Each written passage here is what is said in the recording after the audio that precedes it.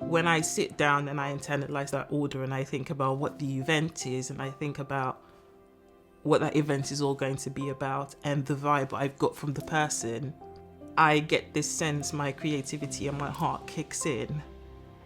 And when I put my hands on that cake board and I start to create, it's just what comes out of my heart. I didn't come from a big family. It was just myself, mum, dad, and my 2 siblings.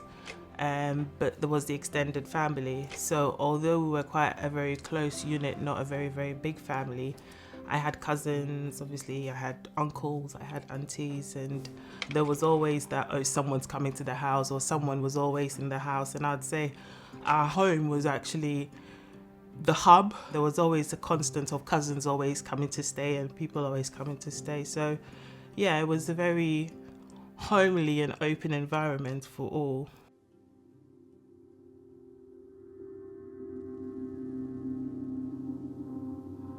Leading up to COVID, I lost my brother and it was tough.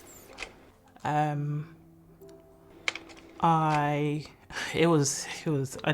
word tough doesn't even, it wasn't the first time I had experienced grief in my family because my dad passed quite a few years ago, but my brother passing so suddenly, he went to sleep on a Friday and didn't wake up on Saturday, and he suffered a heart attack in his sleep, and that knocked me. It affected my life in so many ways. It affected our family. During COVID was a very, very tough time as well because there was less interaction. Everybody was off.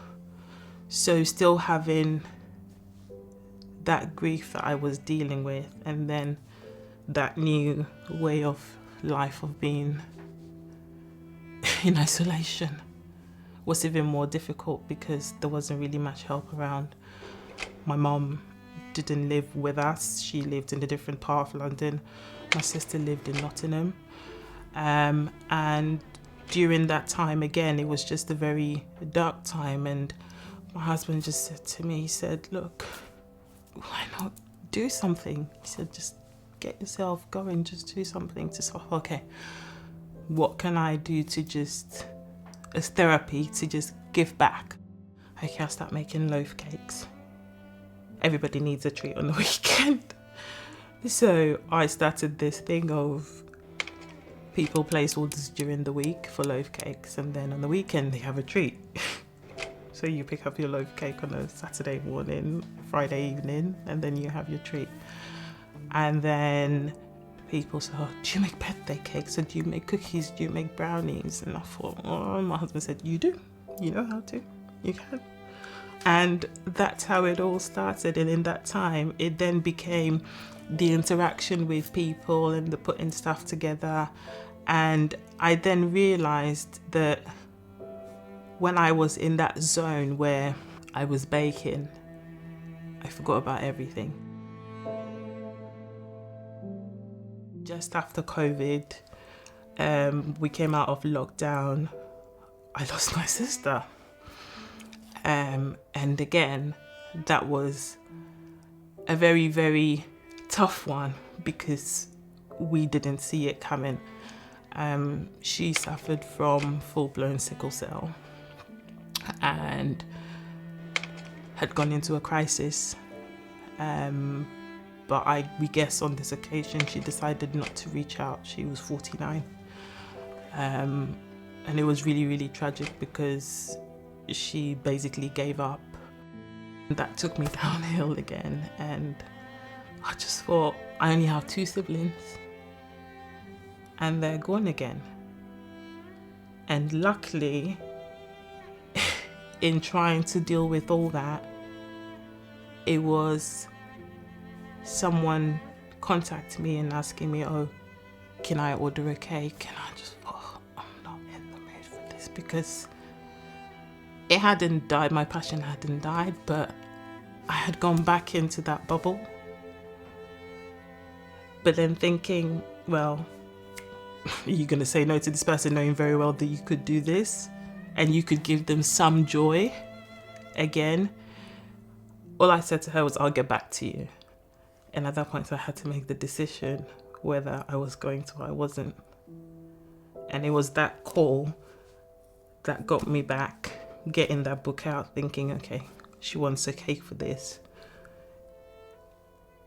Rechanneling that energy again and digging deep in my heart and thinking, okay, what will that cake look like? How do I put a smile on this customer? So I had to reopen that book. And it was those little orders coming in, those little calls, and obviously some customers knowing that I had experienced what I was going through, and them becoming almost like family, checking in on me. Oh, I really want a cake, but I don't know if you're in the mood. So I said, yeah, it's fine. And those little things got me right back out of that. And me not being able to have my siblings, I'm blessed, I have a family, I have my husband and my kids, but you miss being able to call a sibling to share something. I only had 2 and I've lost them.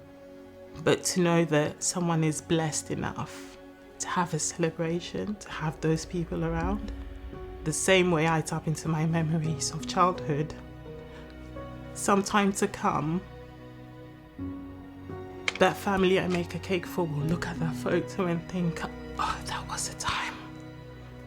And I want that to be a good memory for you. So it could be a cake, it could be a brownie. It's just that love that goes back into whatever I make with my hands, knowing that someone out there is going to taste this, and in that moment, they're going to be so happy and feel fulfilled and have joy. And that's it.